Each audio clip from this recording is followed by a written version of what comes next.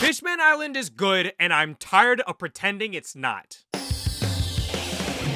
Hello everyone, and welcome to my review for each arc in One Piece. Finally, since Sabaody in 2008, the Straw Hats go down the water into what most fans consider the worst arc since Syrup Village and Long Ring Long Land. Neither bad, by the way. This is the finale for the first saga of the post-time skip. Now really, the big issues people have with this arc is that it's too long in the anime, which I agree with. Sanji's gooner behavior is cranked up to an 11. The art style can be pretty bad sometimes, and the main villains are jobbers with boring personalities and motivations, but as we'll see, that's the point. Going back to that first point, during One Piece's 6-month hiatus of Egghead Island, they did a remaster for the entire Fishman Island saga, with updated animation and pacing, reducing it to 19 episodes instead of being the length of 12 Romance Dawns, 4 Baratiers, 5 Jayas, or even 3 Amazon Lilies. But considering I really did not like how they butchered Return to Sabaody in the remaster, I don't know if I want to even bother attempting the new Fishman Island arc, because I can imagine it probably has its own issues too. Let's see, is Fishman Island truly as bad as everyone says it is? So enjoy some sushi, don't take steroids, that's just genuine advice, and learn to love for the future of the children as we break the chains on Fishman Island, the underwater civil war. Fishman Island is 51 chapters and 51 episodes. What? No, why? It shouldn't be like that! After fleeing from some crazy fans and Hariyama, the Straw Hats explore the deep sea to find Fishman Island. Meanwhile, as Karibo does some more heinous shit per usual, Rayleigh stares off into the ocean and thinks back on the first time he met Roger, changing his life forever. How about we team up and turn this whole world upside down? Huh? I don't know who you are or what you're selling, but I'm not interested. Back to the Straw Hats as they stare at the beauty of nature. During lunch, Frankie decides to get super serious and explains to everyone how the Sunny managed to stay in perfect condition. After Duval and Hachi got hurt protecting the Sunny for 1 year, the tyrant Bartholomew Kuma, the one responsible for separating the Straw Hats, continued on protecting the ship until a Straw Hat showed up. Kuma had told Rayleigh he was a member of the Revolutionary Army who sold his body to the Navy to be experimented on by the great Dr. Vegapunk. By the time Marineford happened, Kuma had become a mindless killing machine, but his wish as a human was to protect the Thousand Sunny. Whoa! Kuma was a member of the Revolutionary Army? Dang, that's crazy! Too bad nobody knows anything more about that. Right, Robin? Someday, I hope we can at least find out the rest of the story. It'll take 500 episodes, but our hearts are not ready for that one. Alright, time for action. Flying in on a familiar sea creature, Karibo and his crew have been following the Straw Hats as they plan to kill them for the reward money. The Straw Hats notice Karibo's noble steed is Momu from all the way back in Arlong Park. Seeing Luffy and Sanji again, Momu remembers what happened in Vietnam and runs away, leaving Karibo all alone. God damn, you gotta love it when Oda just brings back a character from like 450 episodes ago. Next, you'll tell me Don Krieg is the fleet admiral, Captain Kudo is Blackbeard's right-hand man, and Buggy's an emperor. They take care of the Logia loser and continue on their quest. After a while, an even bigger threat emerges. A wild Kraken appears. Luffy sends out his 2 Pokemon, Zoro and Sanji, for a double battle. Thanks to the Okamas, Sanji can move fast underwater and kick hotter than ever. Because of Fraudhawk, Zoro's too cool for school sword techniques are super effective, and Luffy finishes the job with an even bigger Gear 3rd Fist. After tenderizing the sushi dinner, a shark with absolutely zero plot relevance emerges from the Kraken and thanks the monster trio for saving him. Luffy wants to catch the Kraken, but a crazy water current pushes them away from the ship. All right, Nami, you're the captain now. Welcome to the Tangerine Pirates. The Tangerine Pirates enter the dark parts of the ocean, filled with so many gross and dangerous sea monsters. And the most dangerous monster of all? A man! This is Watatsumi, and behind him is the ship of the late Flying Dutchman. The Flying Dutchman commands Watatsumi to take their treasure by force, but just then, the Kraken comes just in time to save everyone, and after a barrage of Oras, Luffy tells his stand to stop. Now named Tsurume, the Kraken happily guides the Straw Hats to Fishman Island, but due to an underwater volcano, Tsurume Usain bolts off a cliff. When everyone wakes up, they finally see it. They found Fishman Island. Don't die on me, Sanji! Everyone jumps for joy as they're all excited to explore the island. But of course they get cock-blocked as a group of Sea Kings stop their path. Luffy even notices some fishmen are riding the animals. This is the dagger-toothed pike conger, Amand, a big fan of Arlong and a member of the new Fishman Pirates. Although he's pissed they beat the shit out of his idol, he does commend Luffy for sticking up for Hachi and punching a celestial dragon back into the manga. So he gives the Straw Hats a choice. Either ally under the new Fishman Pirates or be buried at the bottom of the sea. Of course, we all know Luffy. He says a few slurs and they kudo burst straight to the island. But in doing something so reckless, they crash straight through the layer of bubbles, with the second layer being nothing but seawater, causing all the Straw Hats to be separated. Take a look. I'll look. I won't. Maybe I'll look. Who cares if I look? The fuck we looking at? Luffy wakes up to find Usopp, Sanji, and Chopper. Greeting them all is Kami, who brought them to her hotel room in the sea floor of Fishman Island. After a round of patty cake, Kami introduces the Madaka mermaid quintuplets, Ichika, Nika, Sanka, Yanka, and Yanka 2. Your clothes are dry, everybody. They're dry. No, they're not dry. Your clothes might be dry. Who cares if they're dry? I fucking hate Yanka 2. Kami informs everyone that they're actually in the girls' dorm of the Mermaid Cafe. Tell me everything about this mermaid cafe! Do not tell this man about the cafe! Kami takes the team to meet the rest of her friends. Congratulations, Sanji! Because you've suffered for 2 years running away from your greatest nightmare, you've earned it. The sight of the world's most beautiful mermaids! I found my all blue after all these years! Oh, I don't remember Sanji saying that. Did he? Say, have you heard of the All Blue? What, you haven't? It's amazing, Luffy. All the mermaid titties you could ask for. They got the hottest babes from the east, north, south, and west blue gathered together at this one spot. They call it a chef's paradise. It's been my dream to see it since I was a kid. Must have missed that. While Sanji harasses the mermaids, Luffy talks to Kami about how excited he is to see Jinbe. He's a good friend of mine. I've had enough of your nonsense! What a great friend. Things get dangerous as the quintuplets inform Team Luffy about the Royal Guard showing up. Maybe they've come here to arrest Luffy because he didn't enter the city the right way. So what if they do? I hate her so much. Team Luffy hides as the ship holds the 3 Neptune brothers. Ryoboshi, the musician, Momboshi, the party animal, and Fukaboshi, the normal one. They've actually come to find Luffy. The mermaids won't snitch, so the Neptune brothers leave. But unfortunately, the touch of a woman is too much for Sanji to handle as he unleashes the Guinness World Record for the biggest nosebleed in anime. Neptune brothers see this and come back to find Luffy.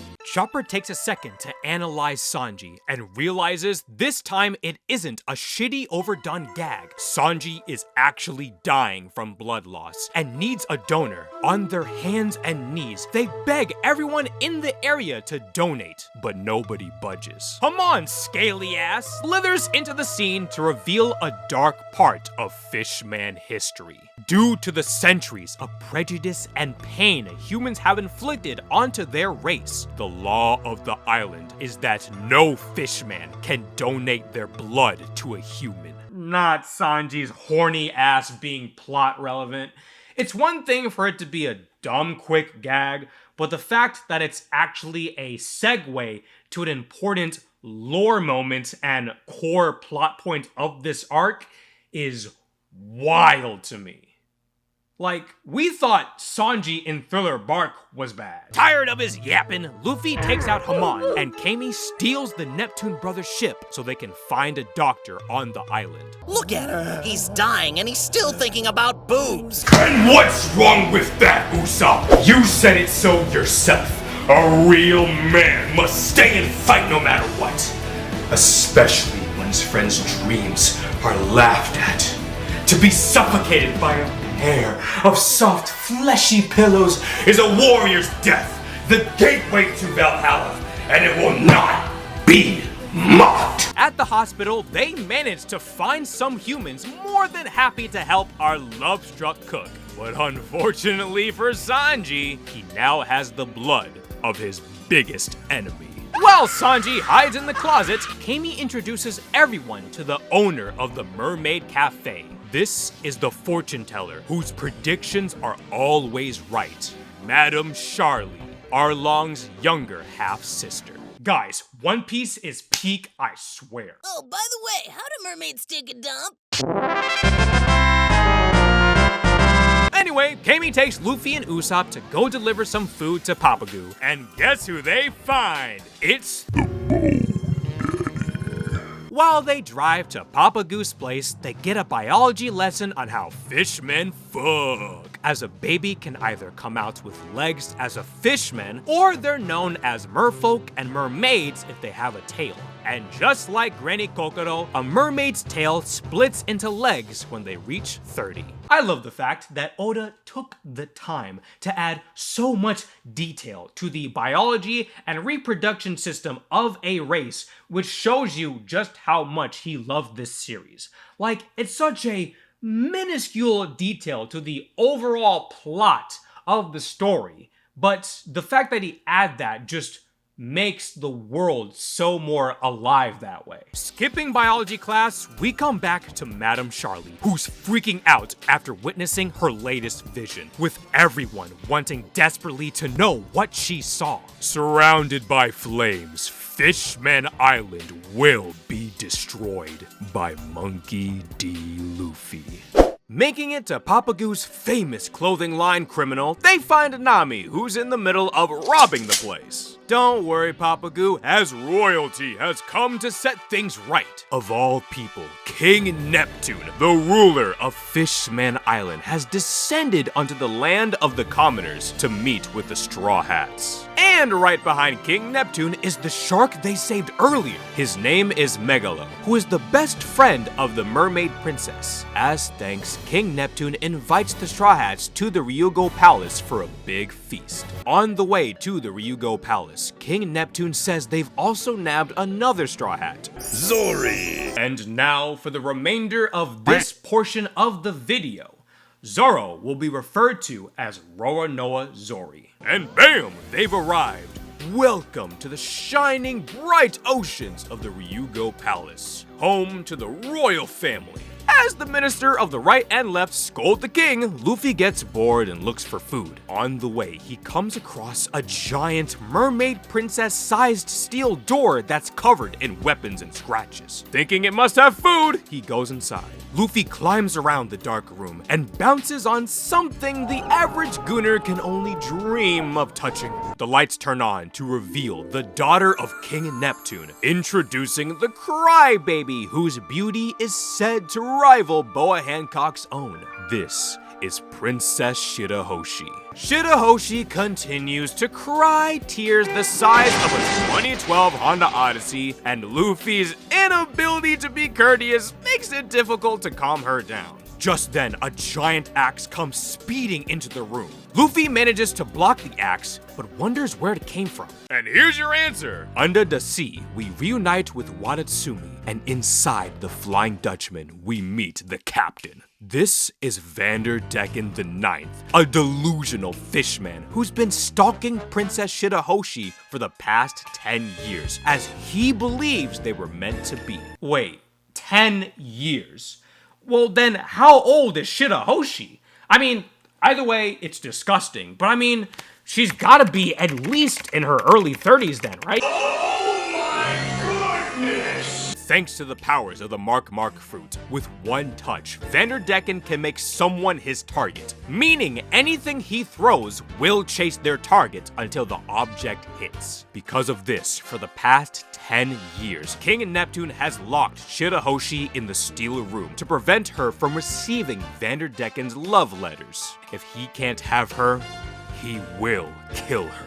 And that's not the only threat, as Vanderdecken goes to the Fishman District to strike a deal with the main antagonist of this arc. The Fishman District used to be an orphanage, but because it was abandoned, it has now become a lawless area where the most dangerous fishmen like Arlong reside. Introducing the new Fishman Pirates, a group of racial holy warriors on a blood-soaked mission to eradicate humanity, as they've come to finish what Arlong started. And their captain is the most heinous bigot of all, Hordy Jones, a monster who sees nothing wrong with what he does, dependent on the use of a special drug known as energy steroids to double his power.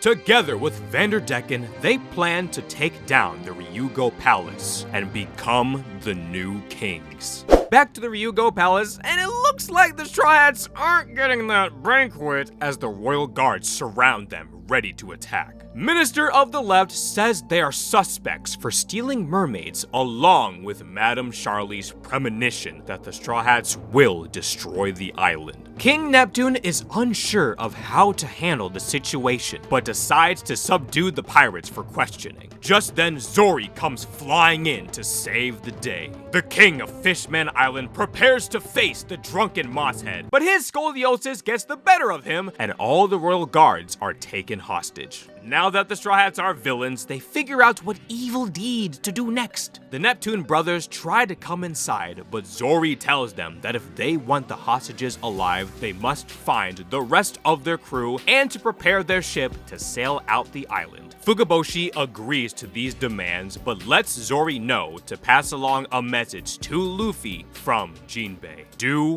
not fight Hordy, and he'll be waiting for Luffy at the Sea Forest. Speaking of the Sea Forest, after Shirahoshi calms down, her and Luffy start to get along and lets Luffy know how she really wants to see the outside after so long and visit the Sea Forest to meet someone. Just then, they all start hearing strange noises. Brook and the Minister of the Right go to check it out, only to find a bunch of human pirates around Shirahoshi's room. Thanks to Vanderdecken's power and Hordy's sadistic plan, the humans are being used as sacrificial slaves. If they want their freedom, then they must open the gates to allow the new Fishman pirates to invade the Ryougo Palace. To make matters even more chaotic, Megalo breaks through, carrying Shirahoshi and Luffy as they race to the Sea Forest. The pirates come waltzing in like zombies, barely able to stand, but determined to stay alive and carry out their mission. The Straw Hats take out the F-tier fodder trash, but due to their sheer numbers, they manage to open the gates, allowing the D-tier fodder to arrive.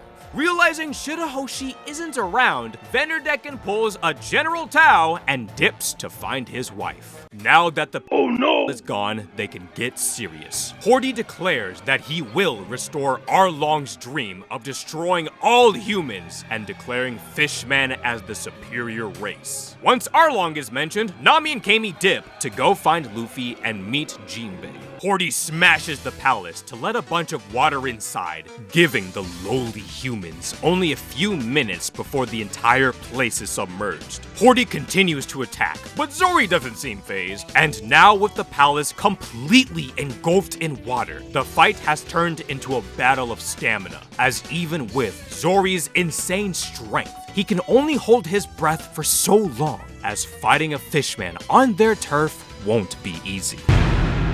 Oh, well, that's the end of the Fishman Island arc. Thanks for watching.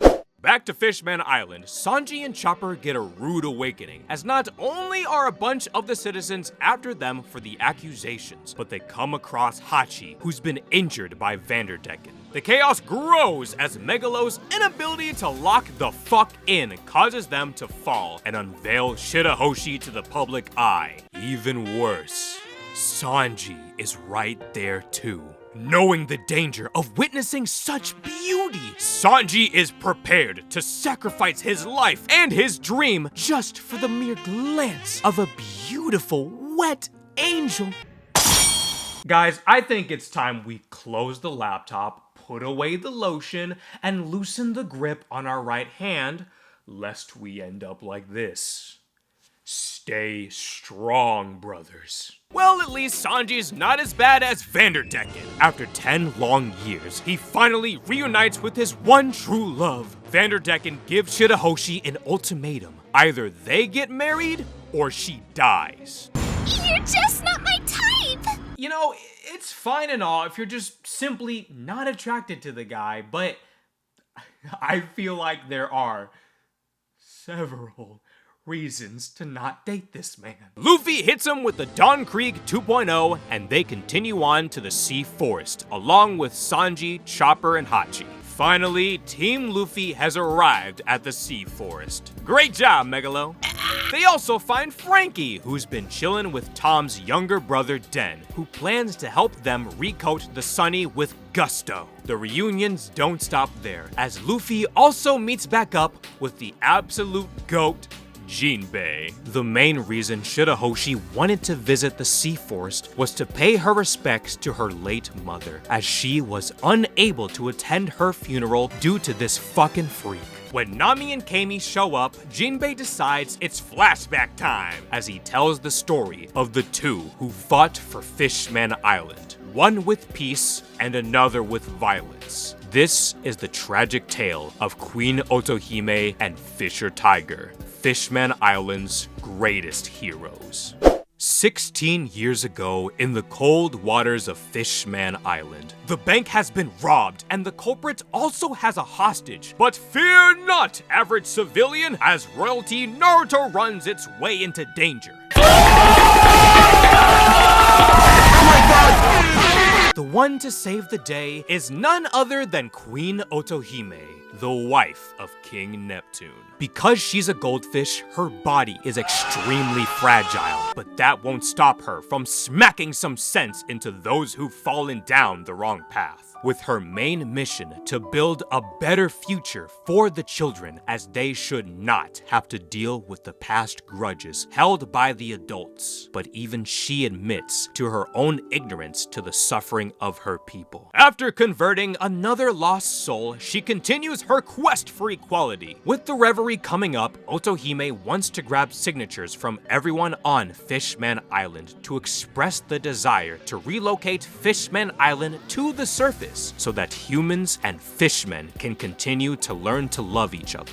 However, while most people can respect the Queen's desire for peace, the centuries of pain and fear of humans stop the fishmen from wanting to live with those oxygen breathers. And the one to perfectly exemplify hatred for humans was none other than Arlong, making fun of anyone who believed in the Queen's delusional ambitions. The only person who'd keep him in check was Jinbe, who at the time was a soldier for King Neptune's army. But when these two start to fight, the only one to set them straight is none other than Fisher Tiger, the adventurer who has just come back from a rather long voyage. Tiger visits the Ryougo Palace to inform them that he plans to invade Marijois and free the slaves, as he's tired of fishmen living in the hell humans have created. Look at what they've done to them! After engulfing the Holy Land and freeing the slaves, including some humans like the Boa sisters,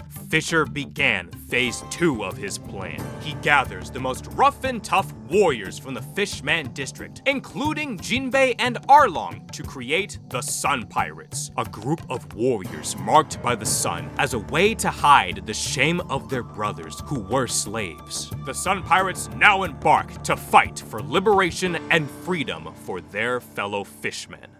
Alright, which one of you did this? Huh? We're the Sun Pirates, not the Penis Pals, okay? Grow up. 1 year later, and while the Sun Pirates fight the evil humans, everyone on Fishman Island views Fisher Tiger as a hero. Even the kids love him. I'm sure this won't backfire. While Tiger has no problem decking the shit out of a chopped marine, he refuses to kill and be just like the savages he despises. Arlong doesn't give a shit though. 3 years later, on an unknown island, a group of human slaves that Fisher saved asks him to help return this 11-year-old girl named Koala to her family. Fisher agrees, but everyone, especially Arlong, don't like the idea of helping out a human. All Koala can do is mindlessly offer her services for the fear of death, as the trauma of seeing other children be killed before her eyes has closed off her emotions, as she can only say sorry with a fake smile on her face. To show he means no harm, Fisher burns the brand of the Sun Pirates over Koala's slave mark, then tells her it's okay to cry, as Tiger orders all the Sun Pirates to throw away their weapons. The Sun Pirates will not lower themselves to those despicable celestial dragons. They will break the cycle of hatred, and they will return Koala to her home. A few months later, and the Fishmen find an eternal pose to Koala's home island. While she has gotten more familiar with the Fishman, Arlong and Jinbe bring up the harsh truth. Ignorance, the fear of the unknown. Because the humans don't understand fishmen, they fear them, and so they fight, mock, and even kill what they do not recognize. Of course, the blame must also be put a bit on the fishmen as well. Koala has gotten to be a bit more friendlier with the fishmen, but the deep fear of an unknown race is etched so deep into everyone and can't easily be erased. A few more months and the fishmen arrive at Koala's home, Full Shout Island. Fisher Tiger decides to escort her alone, but Arlong brings up the fact that one little girl tweeting #NotAllFishmen will change much. I met a whole bunch of nice fishmen. I think you're confused right now. Koala's parents definitely have a Confederate flag. Tiger says goodbye to Koala and hello to the Marines as they ambush both Fisher and the Sun Pirates. While Arlong fends off the ships, Jinbe goes to help Tiger, who's struggling to fight off Rear Admiral Strawberry.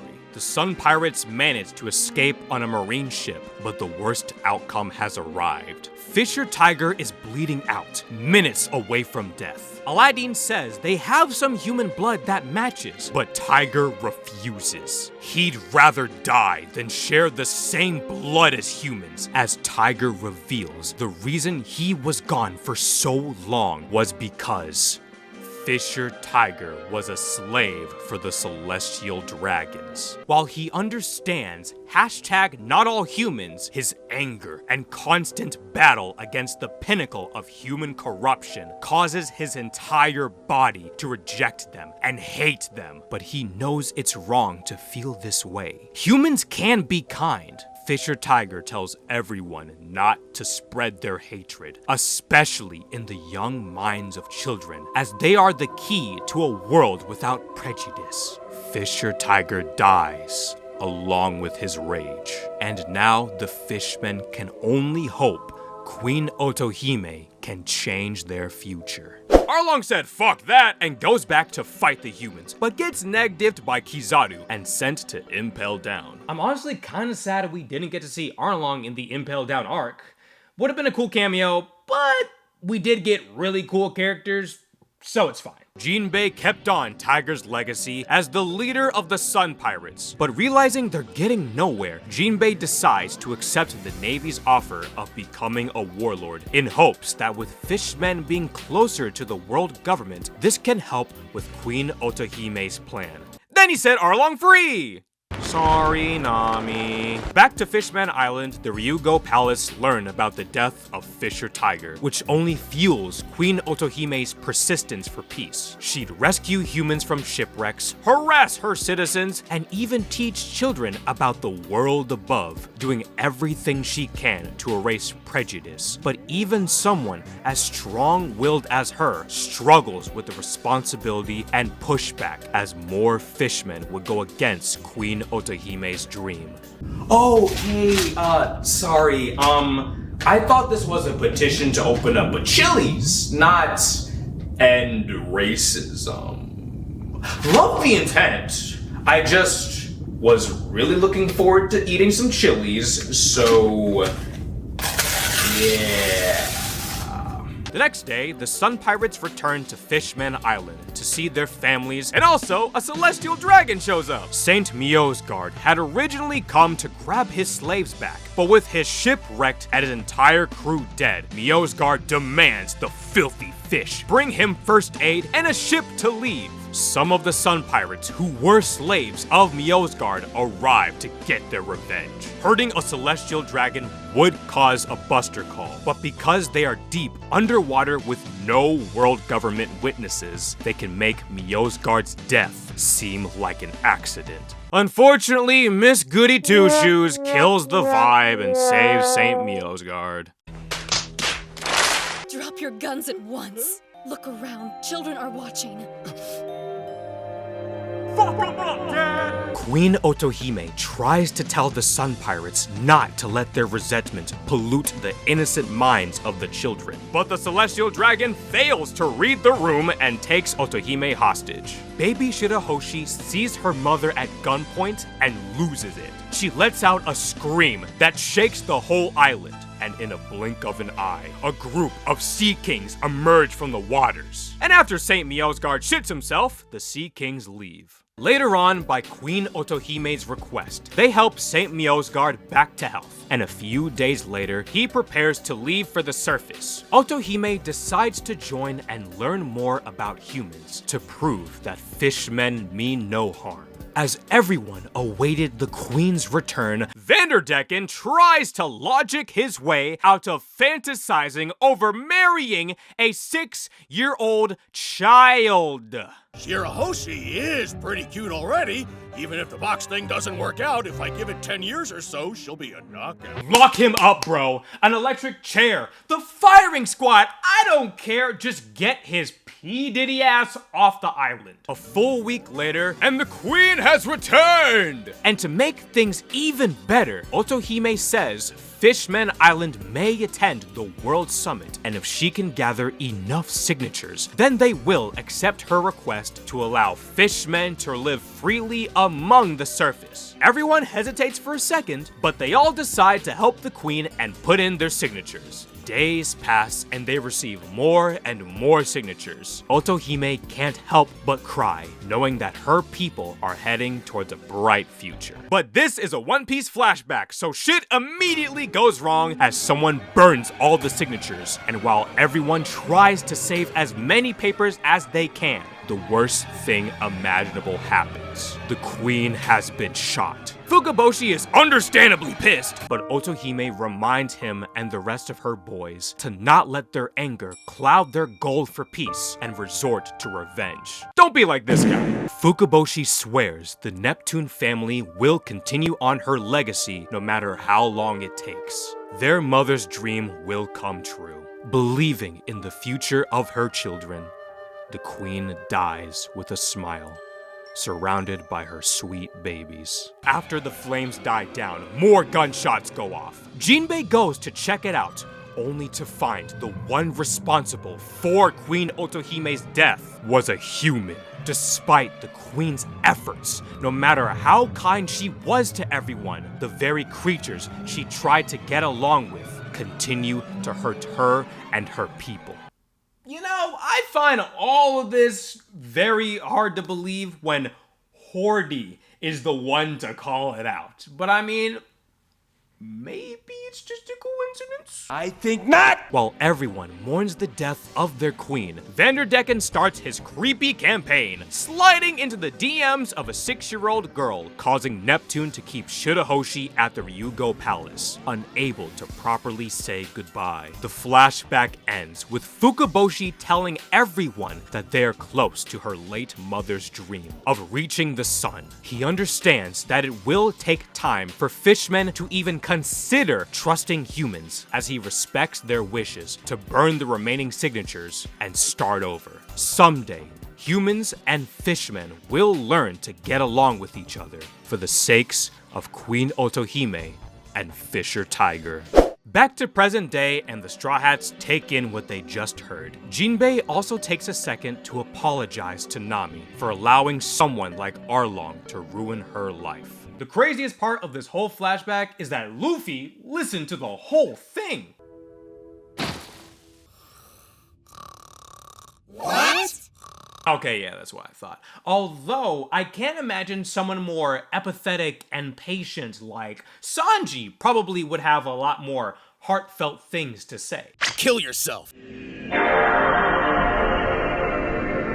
Nami tells her simp to stop barking and accepts Jinbe's apology. She only hates Arlong, not Fishman as a whole. She's content with her past because she's happy with the present. Luffy wakes up and only remembers the first 2 minutes of the flashback. Just then, Arlong, but more racist, appears all over the island on a video transponder snail with a message. Hordy tells everyone that they have King Neptune hostage. Nice going, Zoro! And in the next 3 hours, they will take the king to Concord Plaza to be executed. Hordy will crown himself as the new king of Fishman Island and lead his subjects towards cleansing the filthy world of humans once and for all. He also lets Luffy know that they have Zoro, Usopp, and Brook hostage. Thanks to drug abuse, Hordy was able to survive Zoro's attack. Hordy's final message is how he has the signature from the nobles that Queen Otohime got 10 years ago, and the list of everyone who's in favor of Queen Otohime's dream to create his utopia. He plans to dox them to the whole island, seek them out one by one, and kill the so-called traitors. Oh, thank Neptune I took mine out.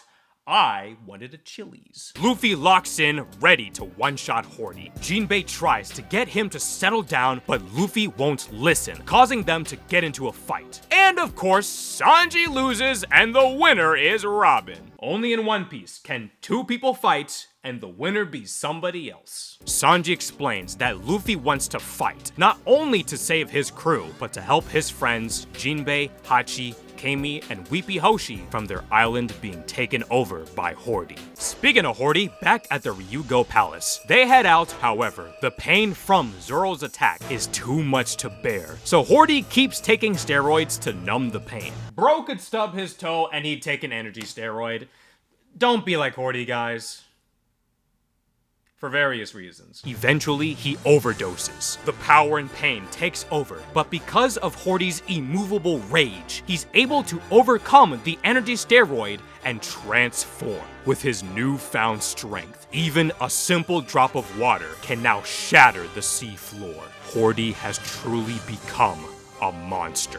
Meanwhile, Vanderdecken is still alive. He cries over not being able to be with his underage princess, so he decides to turn his broken heart into a weapon of mass destruction. With one look at the Noah, a nasty plan begins to take place. Hordy and the new Fishmen pirates arrive at Concord Plaza for the execution of King Neptune. But fear not, my living sushi, for the Neptune brothers have arrived to save the day.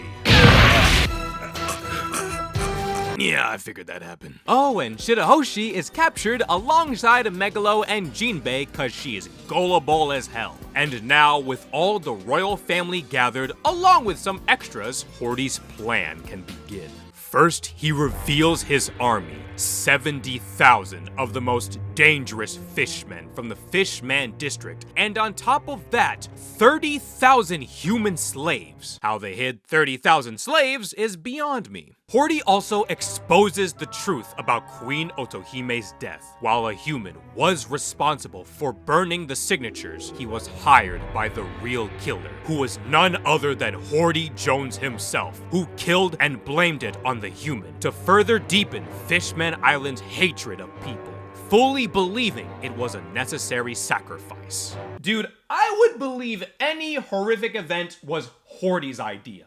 The global pandemic? Hordy. 9/11? Definitely Hordy. I knew you did it. Holy shit, Shirahoshi was in on it. Shirahoshi admits that she knew Hordy killed her mom, cause no fucking shit, but also because Megalo saw the whole thing. She decided to not say anything because of what Otohime said before she died about not letting your heart be filled with hatred. She simply didn't want Fishman Island to hate Hordy. Shirahoshi, I respect your kind heart, but that's dumb as fuck. Where's Luffy, dude? Hordy thanks Shirahoshi for not being a snitch and prepares to kill her dad. But right before the final blow, Megalo starts tweaking out like he's got a rubber monkey stuck in his throat. Oh, thank Neptune. Too many episodes later, and we finally get some action. Nami unveils herself, having grabbed the World Noble's note, and Robin uncuffs the royal family. Frankie and the rest of the Straw Hats make a super entrance. Along with Jinbe, they're ready to fight. Thinking he's tough shit for surviving 1% of Luffy's strength, Hordy goes on and on about how he will kill the world nobles and become king of the humans, fishmen, and worst of all, And king of the pirates!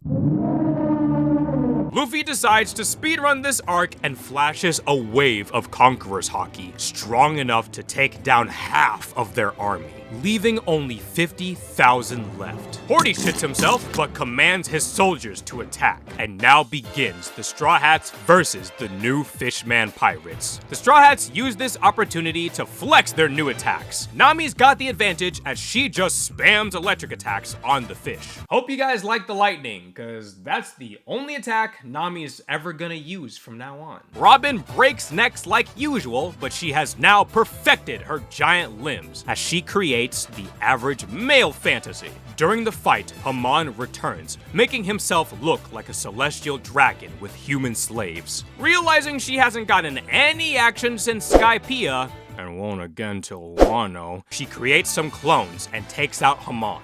Thanks to his 2 years of research, Chopper's rumble balls have leveled up, making his forms even stronger and more monstrous. As he says, he doesn't care about looking human anymore. Now that he has friends, he wants to be Luffy's reliable monster. He also has 2 new forms, the ugly Kung Fu Point, and what was once a burden to all his friends has now turned into his greatest power, Monster Point, which he uses to immediately one-shot Dosu. Even a scaredy cat like Usopp can neg-diff the Fishman, and with his previous experience from Alabasta, he takes out Daruma with a single impact wolf. And now, here's where shit gets super. Frankie unveils the Sunny's new weapons, Soldier Dock System, Channel 4. May I introduce to you the FRU-4. This is the Black Rhino, perfect for fetching the ladies. And of course, we can't forget about Soldier Dock System, Channel 5, the Brachio Tank, led by Captain Chopper. Powerful weapons indeed. But what if they combine? Inspired by the battle against Oars, Frankie has perfected the docking system. By combining Black Rhino and the Brachio Tank, a new Battle Frankie is born. Prepare your testicles for the Shogun of the future. This is General Frankie, aka Battle Frankie 38. Do you guys remember Wapple from Drum Island? Well, in a cover story, he actually made his own metal called Wapple Metal, which made him rich, and then he had his own kingdom, but Frankie actually started using that metal to create his new robots. Gotta love Oda just not wasting a single character. While the ladies might be unimpressed, Frankie uses his machine to beat the brakes off Icaros, and then says fuck the robot and just blows him up. Now let's get groovy with it. As Brook plays the Fishman his latest album, causing them all to hallucinate and become easy targets for his attacks. Then he comes face to face with Zio, the racist fishman who turns his enemies' attacks into his own. No, you didn't accidentally step on his face and now he's embarrassed? You fool! Zio was using his foot-breaking technique, a devastating move indeed. Zio then decides to lock in, take an energy steroid, and use his invisibility to chop off Brook's head. However, there are two things Brook has discovered. With his devil fruit, he is able to release his soul from his body and move freely, which is how he was able to get Team Zoro freed from the palace. And also, thanks to the Long-Arm tribe, Brook's sword has been sharpened by the cold breath of hell. His sword, now able to tap into the powers of ice, sends Zio into a cold slumber. This is the power of Soul Solid. And now Sanji and Zoro get in on the action. With Sanji, his trauma of Okamas has given him the ability to defy the laws of physics, as he's learned CP9's Moonwalk, which he calls Skywalk, and he's also able to dual-wield Diable Jambe. Sanji's ass-kicking is put on hold, as everyone on the island witnesses a humongous new threat. Vanderdecken's revenge has finally arrived. Using his devil fruit, he plans to throw the Noah, an ancient ship half the size of Fishman Island, at Shirahoshi for not agreeing to marry him. If this lands, everyone dies. Ladies, be careful when rejecting an incel. He might just throw Florida at you. With the Noah targeting her, Shirahoshi escapes from Fishman Island to keep the ship from destroying everyone. And falling out of the ship is Sanji's opponent, Wadatsumi. Jinbe decides to join in on the battle, and they take him out with no problem. Finally, we get Mr. Roanoa himself, easily taking out an E-tier swordsman, then immediately fights the self-proclaimed greatest swordsman on Fishman Island, Hyozo the Frog, who just like Hordy has overdosed on steroids because he was drinking too much. What is with this arc and just having some of the worst possible people? Xenophobic, genocidal maniacs who have a drug and alcohol addiction and they are best buds with a pedo. Zoro takes out the frog, no problem, and now all that's left is for Luffy to defeat Hordy. And so it begins. Luffy versus Hordy. Hordy might have gotten stronger due to the overdose of steroids, but no way our future King of the Pirates can lose to this Filet-O-Fish. Guys, I think we're fucked. Nah, I'm just kidding. Luffy kicks the shit out of Hordy and flexes his armament hockey for some aura points. Bored with the battle, Luffy climbs up the Noah to take out Vanderdecken and save Shirahoshi. Wanting a bigger ass whooping, Hordy also gets on the Noah to teach the traitor Decken a lesson. Now in the water, Hordy believes he still has a chance, and while he does manage to burst Luffy's bubble, the Neptune brothers come in clutch. Tired of being bullied, Hordy takes a quick break to visit his pal Vanderdecken to congratulate his brilliant idea of killing Shirahoshi. But Hordy's got a better plan. By killing Vanderdecken, his powers will cancel, causing the Noah to land straight on top of Fishman Island. Hordy comes back, but before the ass-whooping continues, Fukaboshi asks Hordy, why is he doing all of this? Why does Hordy hate humans so much that he'd be willing to go through such lengths? What did humans do to you, Hordy? Not one damn thing. This show is worse than One Punch Man Season 3. Now this right here is one of the key reasons why people hate Fishman Island so much. Hordy is just an empty villain with no real reason for doing what he's doing. He's just a mindless killing machine that doesn't put up much of a fight. But that's the point.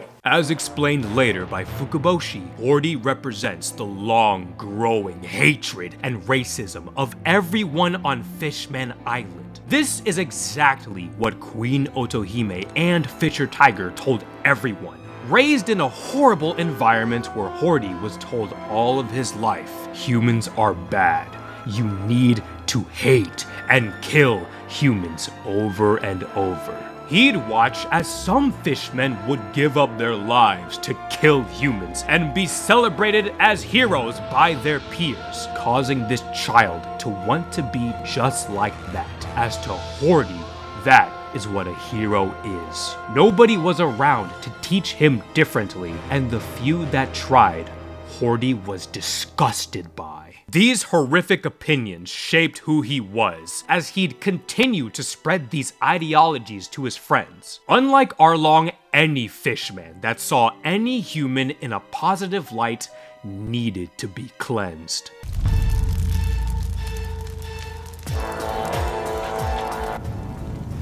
We're gonna get ice cream after this.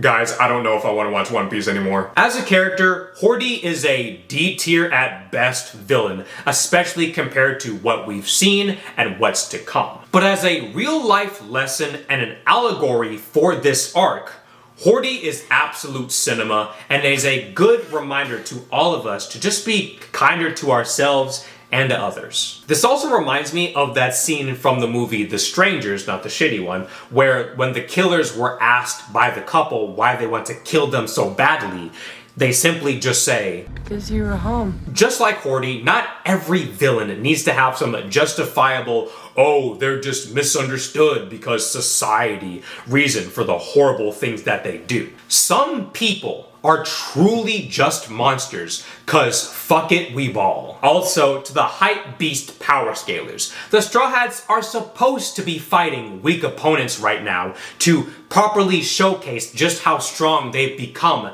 after the 2-year time skip. I don't want a racist, drug-abusing murderer who's homies with a to put up a fight. They should be obliterated with minimal effort. And obliterated he will be. Thinking of Ace, Luffy reminds himself that he will never let anyone he cares about die again. Defying the laws of physics, he uses Red Hawk. It does a lot of damage, but Hordy's stubbornness causes him to keep fighting. But then Luffy just says, fuck it, and third gear Elephant Gatling this dork into the Noah. Hordy's defeated, but Luffy's still pissed as he keeps punching the Noah, hoping to destroy this ship before it kills everyone. And in doing so, he starts to hear strange voices. Ah, man. If only Luffy had like another form that made him super big and muscular and like his entire body was coated in hockey and he was able to move like super fast.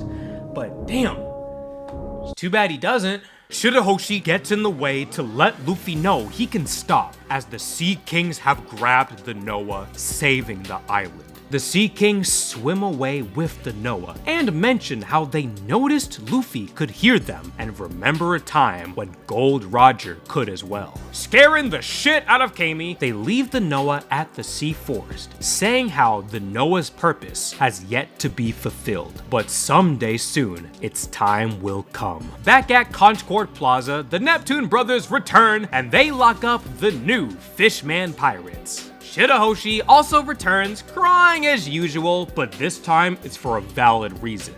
Luffy is dying of blood loss. Just like back with Sanji, the Straw Hats beg the Fishman to help save their captain, annoyed that they'd let someone who saved their whole island die just because of some dumb rule. Shirahoshi offers, but her blood type isn't the same. After a while, someone steps up to the plate, and it's none other than Boss Jinbe himself. If you harm someone, or if someone harms you, the same red blood is spilled. While it's small and fragile, the blood in which this tube flows through creates a path through the prejudice and conflicts we've created towards a bright future where all can bask in the bright, welcoming light of the sun. Luffy manages to wake up and he's only got one thing to say. he asks Jinbe to join his crew. Jinbe ruins the vibe and says no, but only because he has a few sweet treats he needs to take care of. But after that, he's more than willing to join their crew if they'll let him. Okay, cool. So that means Jinbe will officially join the crew in the next, 400 episodes.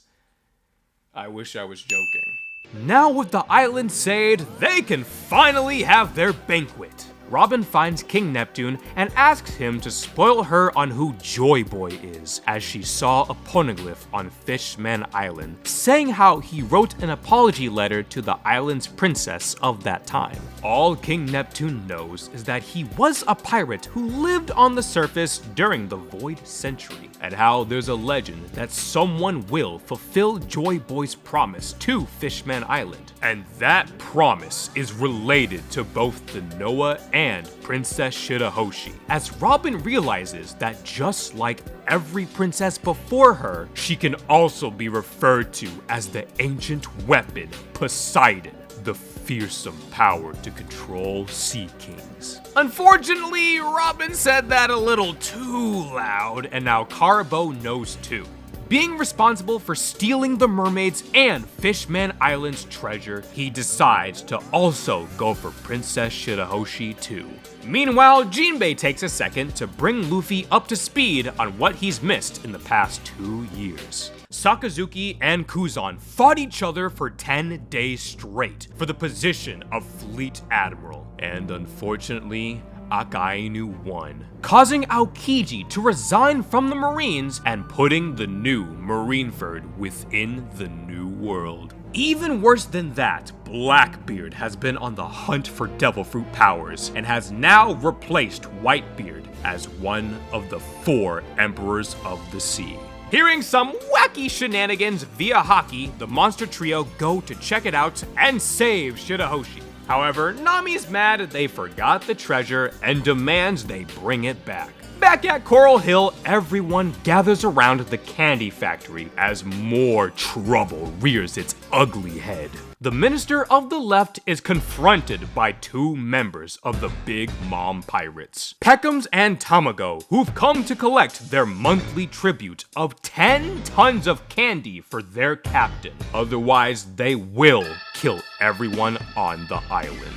Luffy makes things worse by revealing he's the one who ate all the candy during the banquet. Tamago lets him know he's made a grave mistake, as on top of the factory is the flag of the Big Mom Pirates, as she's made Fishman Island her territory. Not out of kindness like Whitebeard, but for business and military strength. Speak of the devil! Peckham's gets a call from the captain. Luffy picks up and talks to one of the most dangerous pirates in the world, hailing all the way on Whole Cake Island in the New World. Luffy has pissed off Big Mom, one of the 4 Emperors of the Sea. Ew, what the fuck? Oh, I bet you even Sanji wouldn't find her attractive. Luffy offers all the treasure as compensation, but the greedy queen is not happy with just that. Pirates don't compromise, they take. She tells Luffy to come to the New World and catch these hands. Luffy happily agrees, saying how in the next 300 episodes, he'll beat the shit out of Big Mom and make Fishman Island his territory. The monster trio make it back to the Ryougo Palace and inform Nami they gave away all the treasure. And so the Straw Hats end this arc just like they've started. Broke. The Straw Hats prepare to set sail, but before they leave, the Minister of the Left gives Nami a gift. This is a log post specifically designed for the New World with 3 compasses as opposed to 1. Due to some islands changing or even hiding their magnetic fields, a single compass won't work as they'd be lost. With 3, they can find 2 other islands in case one gets lost. And with that, the Straw Hats are ready to set sail. Everyone says goodbye to their saviors, but Weepy Hoshi still isn't ready for them to leave. Shida Hoshi asks the Straw Hats to promise to take her to see the outside world, and she will make sure to stop being such a crybaby. The Straw Hats pinky promise the giant fucking fish and head out. As the Straw Hats rise to the surface, Luffy thinks back to the promises he's made to Shanks, Rayleigh, and what Kobe told him about the new world. As the time has finally come, the Straw Hats have made it to the new world. To be continued.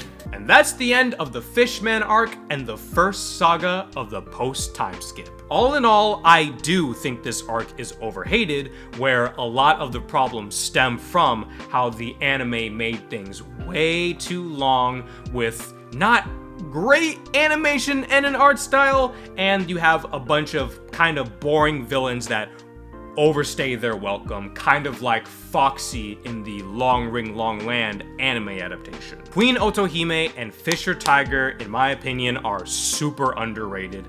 I absolutely love this flashback of the Fishman Island arc. I understand this arc definitely comes off super woke and very preachy, and then you do have Queen Otohime, who is very naive and a little too passive with her super idealistic goals, but that's kind of like the whole point of her character.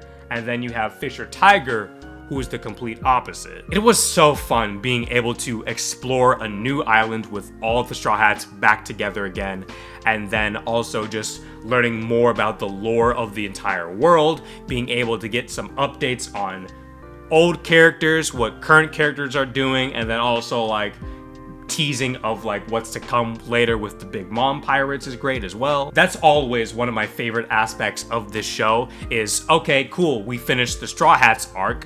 What are the other characters doing in the meantime? But yeah, that's about it. Let me know your thoughts for Fishman Island. Do you like it? Do you hate it? What's the vibe? Thank you guys very much for watching. Like, comment, subscribe, the whole YouTube shebang, and I'll see you in the new world. Bye. Oh man, it is hot! After meeting Laboon's cousins, the Straw Hats break into the new world. Ooh, dude, now it's cold. Giant children and a terrifying jelly monster. An evil scientist creates the formula for an upcoming war. Next time on One Piece, the Punk Hazard arc, the plan to take down an emperor. Yo, who killed the samurai?